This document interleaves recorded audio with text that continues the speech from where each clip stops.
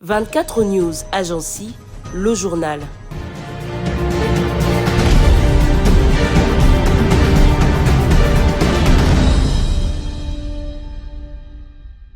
Le gouvernement congolais a clarifié sa stratégie de communication et de plaidoyer autour du génocide, un concept utilisé pour désigner les crimes de masse commis en RDC en lien avec l'exploitation des ressources naturelles. Les autorités insistent sur le fait que leur démarche vise avant tout à faire reconnaître les souffrances des victimes, à obtenir justice et à renforcer le devoir de mémoire. Selon Kinshasa, cette initiative ne remet pas en cause la qualification juridique des crimes internationaux, mais cherche à porter la voix des victimes sur la scène internationale. Le gouvernement affirme vouloir s'appuyer sur les mécanismes du droit international afin de promouvoir la vérité, la réparation et la lutte contre l'impunité. Les autorités soulignent également que la commémoration nationale du 2 août s'inscrit dans une stratégie plus large de sensibilisation, de documentation des crimes et de mobilisation diplomatique. Elles entendent renforcer le plaidoyer auprès des partenaires internationaux pour une meilleure reconnaissance des atrocités commises dans l'est du pays. Enfin, le gouvernement appelle à éviter toute interprétation erronée de cette démarche qu'il présente comme un processus fondé sur la mémoire, la justice et la réconciliation. Il réaffirme sa volonté de faire du Génocide un instrument de mobilisation nationale et internationale en faveur des victimes et d'une paix durable en RDC.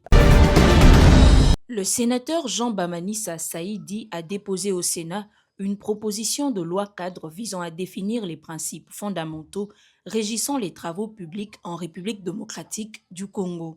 L'initiative, transmise le 20 juillet, entend combler un vide juridique dans ce secteur stratégique. Selon son auteur, le texte vise à établir un cadre légal clair pour la planification, l'exécution, le contrôle et l'entretien des infrastructures publiques. Il ambitionne également de renforcer la transparence, la qualité des ouvrages et l'efficacité des investissements publics. La proposition prévoit aussi de clarifier les responsabilités des différents acteurs impliqués dans les projets de travaux publics, tout en instaurant des règles favorisant une meilleure gouvernance et une utilisation optimale des ressources de l'État. Si elle est adoptée, cette loi cadre devrait servir de référence pour l'ensemble des politiques et interventions dans le domaine des travaux publics, avec l'objectif d'améliorer durablement le développement des infrastructures en RDC.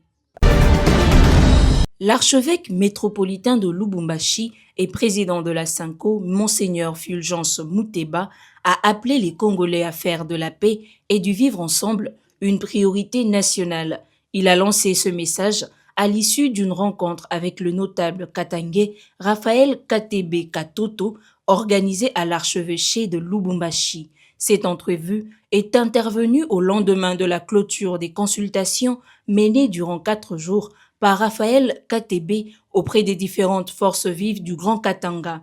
Les échanges ont porté sur la situation politique et sécuritaire du pays, ainsi que sur les moyens de renforcer la cohésion nationale. Monseigneur Muteba a insisté sur la nécessité de privilégier le dialogue, la réconciliation et le respect mutuel afin de préserver l'unité de la République démocratique du Congo. Selon lui, ces valeurs constituent les fondements d'une paix durable et d'un développement harmonieux.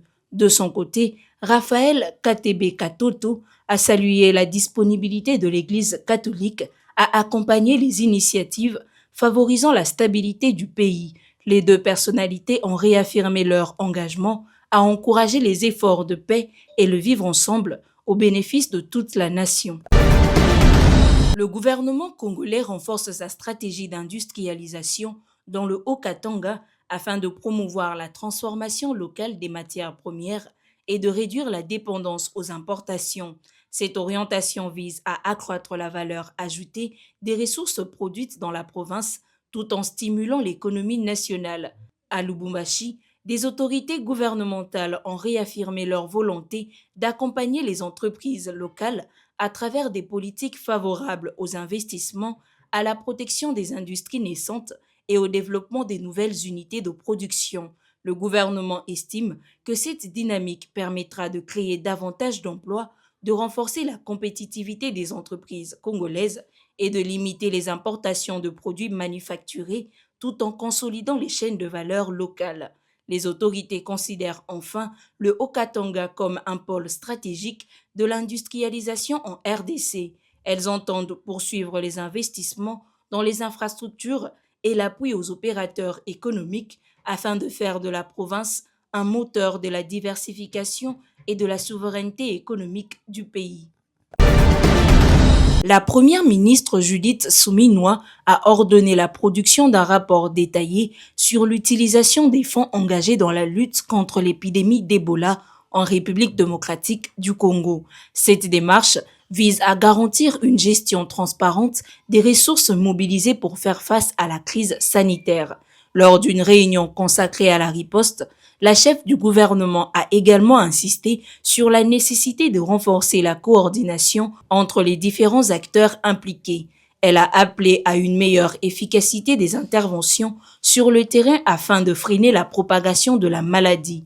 Judith Suminwa a demandé aux autorités sanitaires de consolider la surveillance épidémiologique, d'améliorer la prise en charge des malades et d'intensifier les actions de sensibilisation des communautés. Elle souhaite également que les partenaires techniques et financiers poursuivent leur appui aux efforts du gouvernement. Cette nouvelle orientation s'inscrit dans le cadre de la riposte contre la 17e épidémie d'Ebola déclarée en mai 2026 dans l'est de la RDC. Le gouvernement entend renforcer la redevabilité dans la gestion des fonds tout en accélérant les mesures destinées à contenir l'épidémie. La Fédération congolaise de football association a réagi positivement à l'annonce du président de la FIFA, Gianni Infantino, concernant le retrait du projet de fédération de football élargie. Dans un communiqué publié le 2 août 2026, l'instance congolaise a salué une décision empreinte de sagesse et d'écoute, traduisant une volonté de rassemblement. Le président de la FECOFA, Véran Mosengo Omba, a souligné que ce retrait ne doit pas occulter le travail accompli par Gianni Infantino depuis son arrivée à la tête de la FIFA en 2016. Il a rappelé son engagement en faveur du développement du football africain et du soutien aux fédérations disposant des moyens limités. La fédération congolaise a mis en avant les bénéfices tirés des programmes de soutien de la FIFA tout en réaffirmant son appui aux dirigeants italo-suisses pour une éventuelle poursuite de son mandat à partir de 2027. Elle a rappelé les renouvellements de son mandat par les associations membres en 2019 à Paris et en 2023 à Kigali. Enfin, la FECOFA assure Gianni Infantino de son soutien total pour continuer, dès 2027, le travail confié par les associations membres. Elle insiste sur la nécessité de maintenir une gouvernance inclusive et tournée vers le développement du football mondial et africain.